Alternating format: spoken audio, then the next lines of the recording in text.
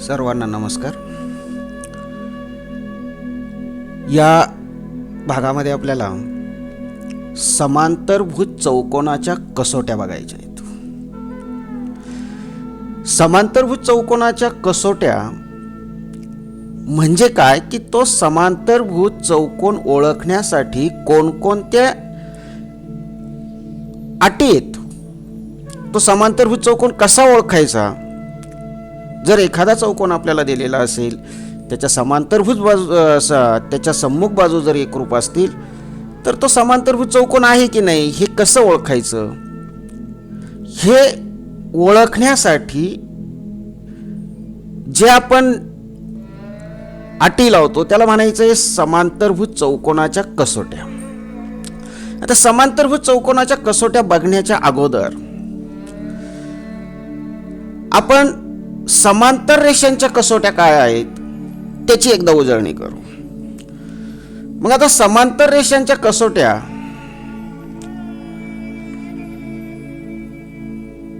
आपल्याला माहिती आहे की दोन रेषा जर समांतर असतील आणि त्यांना जर एखाद्या छेदिकेने छेदलेलं असेल तर सर्वसाधारणपणे तीन प्रकारचे कोन आपण पाहतो. कोणते कोन पाहतो तीन प्रकारचे. एक बघतो आपण संगत कोन, ज्याला आपण म्हणतो करस्पॉन्डिंग अँगल्स.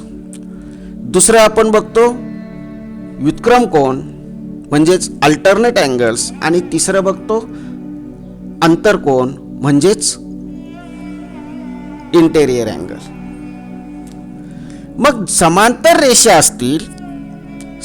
रेषा जर असतील तर हे संगत कोन कसे असतात, व्युत्क्रम कोन कसे असतात, आंतरकोन कसे असतात, ह्या जोड्या कशा असतात. तर आपल्याला माहिती आहे की दोन समांतर रेषा असतील आणि त्यांना जर एखादी छेदिका छेदलेली असेल तर होणाऱ्या संगत कोनांची एक जोडी जर एकरूप असेल तर उरलेल्या सर्व जोड्या एकरूप होतात. याचा अर्थ दोन रेषांना एका छेदिकेने जर छेदलेला असेल आणि संगत कोनांची एक जोडी एकरूप असेल तर त्या दोन रेषा समांतर असल्या पाहिजेत. ही झाली संगत कोन कसोटी. दोन रेषांना एका छेदिकेने छेदले असता होणाऱ्या संगत कोनांची जोडी एकरूप असेल तर त्या रेषा समांतर असतात. If A transversal intersect two lines and a pair of corresponding angles is congruent then those lines are parallel. corresponding angles जर congruent असतील, दोन रेषा एकमेकांना छेदलेल्या असतील, संगत कोनांची एक जोडी जर एकरूप असेल तर त्या दोन रेषा समांतर असतात. अशाच पद्धतीने आपल्याला व्युत्क्रम कोन कसोटी सांगता येते, अल्टरनेट अँगल टेस्ट सांगता येते. दोन समांतर रेषांना जर एखादी छेदिका छेदलेली असेल तर व्युत्क्रम कोन जे आहे ते एकरूप होतात. याचा अर्थ दोन कोणत्याही रेषा असतील आणि त्यांना जर एखादी छेदिका छेदलेली असेल आणि व्युत्क्रम कोन एकरूप असतील तर त्या रेषा समांतर असल्या पाहिजेत. म्हणजे दुसरी कसोटी आपल्याला सांगता येते की दोन रेषांना एका छेदिकेने छेदले असता होणाऱ्या व्युत्क्रम कोनांची जोडी एकरूप असेल तर त्या रेषा समांतर असतात. If transversal intersect two lines and A pair of alternate angles is congruent then those lines are parallel. आणि अंतरकोनांच्या बाबतीत आपल्याला असंच सांगता येतं की जर दोन समांतर रेषा असतील आणि त्यांची जर त्यांना जर एक छेदिका छेदलेली असेल तर होणारे अंतरकोनांच्या ज्या जोड्या आहेत त्या पूरक असतात. म्हणजे त्यांच्या मापाची बेरीज 180 अंश असते. याचाच अर्थ दोन कोणत्याही रेषा असतील आणि त्यांना जर एखाद्या छेदिकेने छेदलेले असेल आणि आंतरकोनांची जोडी जर पूरक असेल म्हणजे त्यांच्या मापाची बेरीज जर 180 अंश असेल तर त्या दोन रेषा समांतर असतात. ही झाली समांतर रेषांची कसोटी. म्हणजेच दोन रेषांना एका छेदिकेने छेदले असता होणाऱ्या आंतरकोनांची जोडी पूरक असेल तर त्या रेषा समांतर असतात. If a transversal intersect two lines and a pair of interior angles is supplementary then those lines are parallel.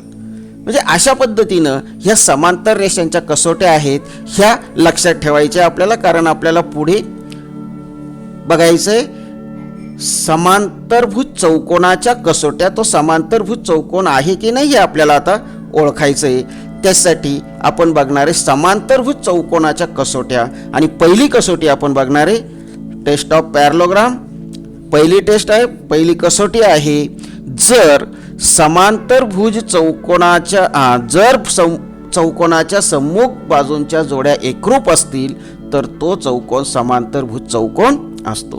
कोणताही चौकोन असेल आणि त्याच्या जर सम्मुख बाजूंच्या जोड्या एकरूप असतील तर तो चौकोन समांतरभुज चौकोन असतो. If pair of opposite sides of a quadrilateral are congruent then that quadrilateral is a parallelogram. सम्मुख बाजूंच्या जोड्या जर एकरूप असतील तर तो चौकोन समांतरभुज चौकोन असतो. हे आपल्याला आता सिद्ध करायचंय. ही झाली समांतरभुज चौकोनाची कसोटी. आता ही कशी सिद्ध करायची आपल्याला सुरुवातीला आकृती काढावी लागणार आहे. आणि आकृती कोणत्या चौकोनाची काढावी लागणार आहे? आकृती जर चौकोनाच्या सम्मुख बाजूंच्या जोड्या एकरूप असतील, याचा अर्थ असा चौकोन आपल्याला काढावा लागणार आहे की त्याच्या सम्मुख बाजूंच्या जोड्या एकरूप आहे. मग आता ती आकृती आपण काढू. चौकोन ABCD आहे, त्याच्या सम्मुख बाजूंच्या जोड्या एकरूप आहे. बघा, चौकोन ABCDची बाजू AB आणि बाजू CD ह्या सम्मुख बाजू आहेत आणि त्या एकरूप आहे, सारख्याच खुणांनी दाखवलेल्या आहेत. त्याचप्रमाणे बाजू BC आणि बाजू AD ह्या सम्मुख बाजूंची दुसरी जोडी आहे आणि त्या एकरूप आहेत, त्याही सुद्धा सारख्या खुणांनी दाखवलेल्या आहेत. मग आपल्याला पक्षामध्ये काय लिहिता येईल? पक्षामध्ये गिवन पक्ष काय सांगता येईल? जर चौकोनाच्या सम्मुख बाजूंच्या जोड्या एकरूप असतील, हा भाग आपल्याला पक्षामध्ये लिहायचा आहे, तो आकृतीवरून लिहायचा आहे. मग काय म्हणता येईल आपल्याला की चौकोन ABCD मध्ये बाजू AB एकरूप बाजू CD आणि बाजू BC एकरूप बाजू DA. म्हणजे चौकोन ABCD मध्ये रेख AB किंवा बाजू AB म्हणलं तरी चालेल, रेख AB एकरूप रेख CD, रेख BC एकरूप रेख DA. In quadrilateral ABCD side AB congruent side CD and side BC congruent side DA. ही माहिती आपल्याला दिलेली आहे, म्हणून ती आपण पक्षामध्ये किंवा गिवनमध्ये दिलेल्या माहितीमध्ये लिहिलेली आहे. आता आपल्याला प्रूव्ह काय करायचंय, साध्य काय करायचंय? काय साध्य करायचंय आपल्याला की दिलेला चौकोन हा समांतरभुज चौकोन आहे. बघा, प्रमेयामध्ये काय दिलेलं आहे? तर तो चौकोन समांतरभुज चौकोन असतो. मग आता तो चौकोन म्हणजे कोणता चौकोन? चौकोन ABCD घेतला आपण, म्हणजे हा काय झाला? समांतरभुज चौकोन झाला. म्हणजे आपल्याला सांगता येईल quadrilateral ABCD is a parallelogram. चौकोन ABCD हा समांतरभुज चौकोन आहे, हे आपल्याला सांगता येईल. मग आता पहा, याच्यामध्ये आपल्याला एक रचना करावी लागणार आहे. रचना काय करावी लागणार आहे? कोणताही एक कर्ण काढा. कर्ण BD काढा किंवा कर्ण AC काढा. आपण या ठिकाणी कर्ण AC काढू. कर्ण AC काढलाय. आता रचना काय लिहावी लागणार आहे? कर्ण AC काढला किंवा ड्रॉ डायगोनल AC. कर्ण AC काढला, ड्रॉ डायगोनल AC. आता पुढे आपल्याला लिहायची सिद्धता. ही सिद्ध कसं करायचं आहे बघा, सिद्धता. आता सिद्धतेमध्ये आपण या ठिकाणी समांतरभुज चौकोनाचा कर्ण काढलेला आहे आणि कर्ण काढल्यामुळे इथं दोन त्रिकोण तयार झाले. बघा, त्रिकोण ABC हा एक त्रिकोण तयार झाला आणि त्रिकोण CDA हा दुसरा त्रिकोण तयार झाला. मग आता ह्या दोन त्रिकोणांचा विचार आपल्याला करायचा आहे. त्रिकोण ABC आणि त्रिकोण CDA ह्या दोन त्रिकोणांचा आपल्याला विचार करायचा इन ट्रायंगल ABC आणि ट्रायंगल CDA. मग बघा, आता ह्या दोन्ही त्रिकोणांमध्ये आपल्याला काय दिसतंय? पहिलं काय दिसतंय बघा, रेख AB किंवा बाजू AB एकरूप बाजू CD, म्हणजे side AB congruent side CD. रेख ए बी एकरूप रेख C D, side A B congruent side C D. आणि याचं कारण काय येईल, हे कुठं दिलेलं आहे आपल्याला, समोरासमोरील बाजू एकरूप आहे, हे आपल्याला कुठं दिलेलं आहे बघा, ए बी एकरूप सी डी हे कुठं दिलेलं आहे, पक्षामध्ये दिलेलं आहे, गिवन दिलेलं आहे. म्हणून आपण याच्यामध्ये याचं कारण काय लिहिणार आहे, पक्ष किंवा गिवन. त्यानंतर ह्या दोन्ही त्रिकोणांमध्ये जर आपण बघितलं तर बाजू BC ही बाजू DAC एकरूप आहे. म्हणजे रेख BC एकरूप रेख DA किंवा side BC congruent side DA. आणि हे सुद्धा आपल्याला कुठं दिलेलं आहे, हे सुद्धा आपल्याला पक्षामध्ये दिलेलं आहे बघा, रेख BC एकरूप रेख DA side BC congruent side DA. म्हणजे याचं सुद्धा कारण काय येणार आहे, याचं सुद्धा कारण पक्षच येईल, गिवन येईल. आणि आता तिसरं अजून काय एकरूप दाखवता येईल आपल्याला या दोन्ही त्रिकोणांमध्ये, या दोन्ही त्रिकोणांमध्ये जर आपण बघितलं तर त्रिकोण ABC ची बाजू AC आणि त्रिकोण CDA ची बाजू CA ही दोन्ही त्रिकोणांची सामायिक भुजा आहे. आणि दोन्ही त्रिकोणांची सामायिक भुजा असल्यामुळं हे दोन्ही त्रिकोणांची बाजू AC ही काय झाली, एकरूप झाली. आणि म्हणून तिसऱ्या विधानामध्ये आपल्याला असं म्हणता येईल की रेख AC कॉन्ग्रेंट एकरूप रेख CA side AC congruent side CA. आणि याचं कारण काय लिहिता येईल आपल्याला, सामायिक भुजा किंवा कॉमन साईड. म्हणजे अशा पद्धतीने आपण काय केलं या ठिकाणी बघा, एका त्रिकोणाच्या तिन्ही बाजू दुसऱ्या त्रिकोणाच्या तीन संगत बाजूंशी एकरूप दाखवलेल्या आहेत. आणि एका त्रिकोणाच्या तिन्ही बाजू दुसऱ्या त्रिकोणाच्या तीन संगत बाजूंशी एकरूप आहे. याचा अर्थ ते दोन्ही त्रिकोण कसे झाले, एकरूप झाले. कोणत्या कसोटीनुसार, बाजू बाजू बाजू साईड साईड साईड, म्हणजे बा कसोटीनुसार ते एकरूप झाले. आणि म्हणून आपल्याला पुढच्या विधानामध्ये म्हणता येईल की त्रिकोण ABC एकरूप त्रिकोण CDA किंवा triangle ABC congruent triangle CDA. आणि याचं कारण काय येणार आहे, एकरूपतेची बा कसोटी, म्हणजेच SSS टेस्ट ऑफ कॉन्ग्रेन्सी.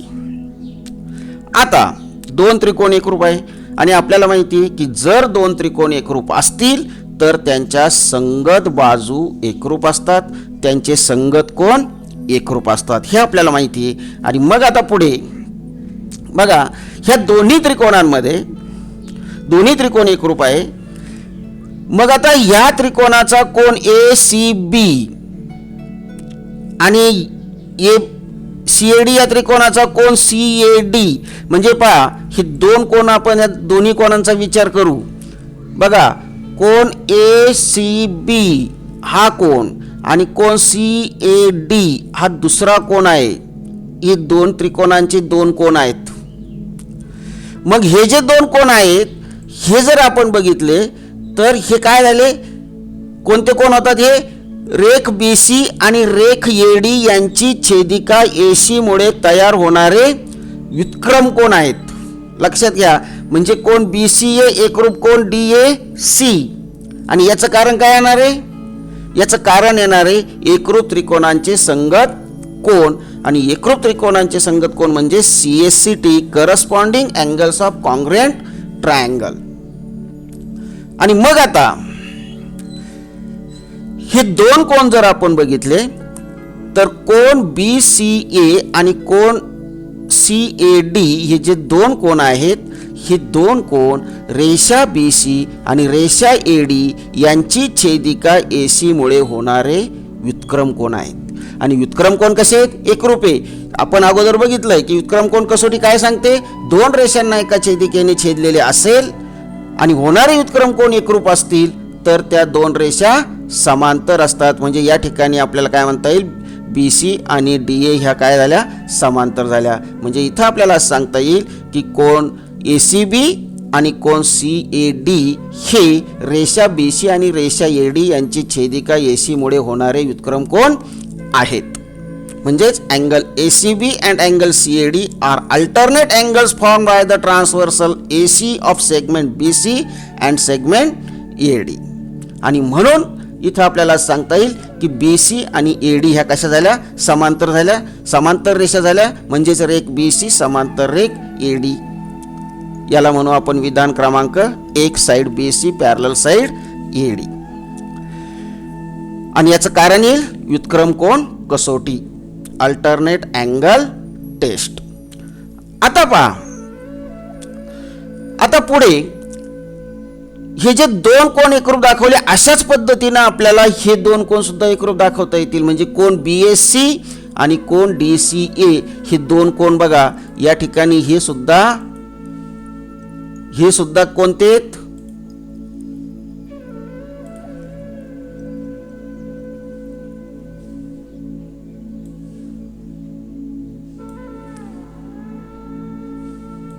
हे सुद्धा व्युत्क्रम कोनच होतात. पहा,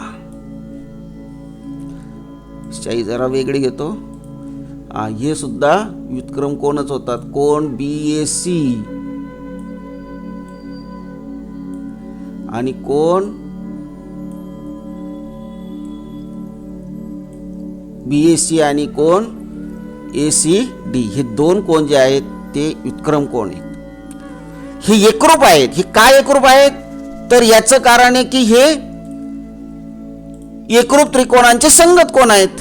म्हणजे पुढच्या विधानामध्ये आपल्याला म्हणता येईल कोन BAC एकरूप कोन DCA, angle BAC congruent angle DCA, याचं कारण येईल एकरूप त्रिकोणांचे संगत कोन म्हणजे CACT.